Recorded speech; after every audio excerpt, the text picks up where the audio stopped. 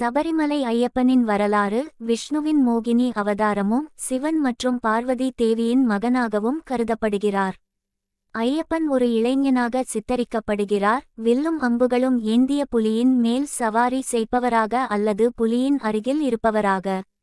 ஐயப்பனின் அவதார காரணம் பூர்த்தி அடைந்த பின் சபரிமலையில் தவமிருக்கப் போவதாகவும் தன்னை தரிசிக்க விரும்புவோர் அங்கு வர வேண்டும் என்றும் சொல்லி 18 படிகளுக்கு மேல் தவக்கோலத்தில் அமர்ந்தார். சபரிமலை கேரளாவின் மேற்கு தொடர்ச்சி மலையில் உள்ள ஒரு புண்ணிய தலமாகும். அங்குதான் சுவாமி ஐயப்பன் தியானம் செய்ததாக கூறப்படுகிறது. சபரிமலை ஐயப்பனின் வரலாறு. ஐயப்பன் விஷ்ணுவின் மோகினி அவதாரமும் சிவன் மற்றும் பார்வதி தேவியின் மகனாகவும் கருதப்படுகிறார்.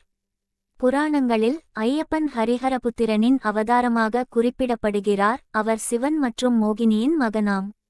ஐயப்பனின் அவதார காரணம் பூர்த்தி அடைந்த பின் சபரிமலையில் தியானம் செய்ய போவதாகவும் தன்னை தரிசிக்க விரும்புவோர் அங்கு வர வேண்டும் என்றும் சொல்லி 18 படிகளுக்கு மேல் தவக்கோலத்தில் அமர்ந்தார்.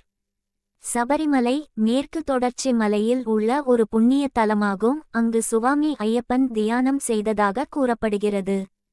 சபரிமலை ஐயப்பனின் முக்கிய சன்னதியாகும். தென்னிந்தியாவில் ஐயப்பன் கடவுளாக இருக்கும் பல கோயில்கள் இருந்தாலும் இது முக்கியமான ஒன்றாகும்.